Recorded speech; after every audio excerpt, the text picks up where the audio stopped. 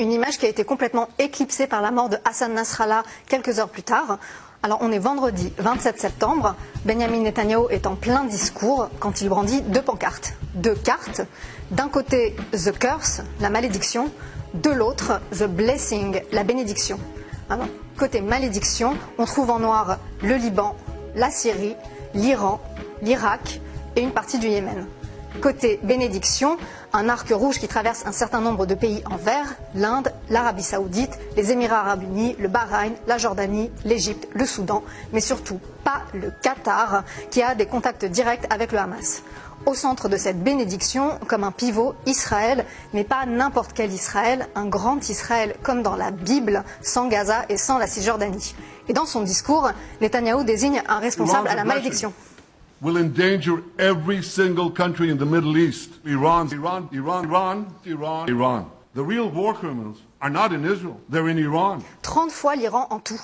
Et pour justifier le choix de sa cible, il a un argument infaillible, le danger du programme nucléaire iranien qui préoccupe énormément les États-Unis et qui est l'un des dossiers géopolitiques les plus chauds de ces dernières années. Et ça marche. Mardi, quelques heures après la vaste attaque de l'Iran contre Israël, la réaction des États-Unis a été immédiate. L'Iran est une force déstabilisante et dangereuse au Moyen-Orient. Et l'attaque d'aujourd'hui sur Israël ne fait que confirmer cela. Quant à Donald Trump, comme d'habitude, il n'a pas trop mis les formes. Le président des États-Unis devrait faire exploser l'Iran en 1000 morceaux. Alors, elles disent énormément de choses, ces deux pancartes. Charles Anderlin, en quoi elles résument la stratégie d'Israël dans la région ? Eh bien, écoutez, je vais vous décevoir. Israël n'a pas de stratégie. Netanyahou n'a pas de stratégie. Regardez Gaza, on est arrivé pratiquement au bout de la guerre, il ne reste plus qu'un peu plus d'une division dans Gaza, les principales unités combattantes du Hamas ont été détruites, il y a encore des opérations de guérilla, Gaza est à moitié dévasté, on n'a pas un accord en vue qui, par exemple, va gérer Gaza. Il y a une proposition d'accord de l'administration Biden et des Saoudiens déployer dans Gaza une force arabe et palestinienne qui pourrait gérer Gaza. Aucune réponse du côté israélien. Donc ça voudrait dire qu'il n'y a pas d'issue ? Ça veut dire qu'il y a une issue, mais quelque part. Elle est encore à négocier, elle est encore à trouver. Oh, elle est où, quelque part ? Écoutez, il y a d'abord l'issue de l'extrême droite messianique du gouvernement qui voudrait reconstruire des colonies dans Gaza. Ils sont là, ils sont toujours là.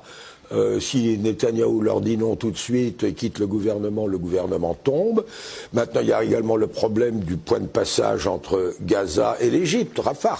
Les Égyptiens demandent un contrôle là-bas, il n'y a pas. Donc, aucune stratégie mise sur table aujourd'hui sur Gaza. L'accord aurait permis évidemment de libérer des prisonniers palestiniens et libérer les otages qui sont encore dans Gaza. Près de 101 dont on pense que plus de moitié sont déjà morts. Cela aurait peut-être également permis au Hezbollah d'arrêter les tirs sur Israël. Vous savez, il y a eu le 7 octobre, Gaza, les environs, mais il y a eu le 8 octobre, lorsque Nasrallah a commencé à bombarder toutes les localités le long de la frontière israélienne. Elles ont toutes été évacuées. 60 à 70 000 Israéliens sont déplacés. C'est une pression énorme sur le gouvernement. Et c'est une des raisons pour lesquelles Israël a fini, après tous ces bombardements quotidiens qui continuent d'ailleurs maintenant, de lancer l'opération à Beyrouth contre Nasrallah, contre le Hezbollah. Donc en un mot, il n'y a pas une once d'avenir un peu positif, pas une, aujourd'hui, à vos yeux. Aujourd'hui, non.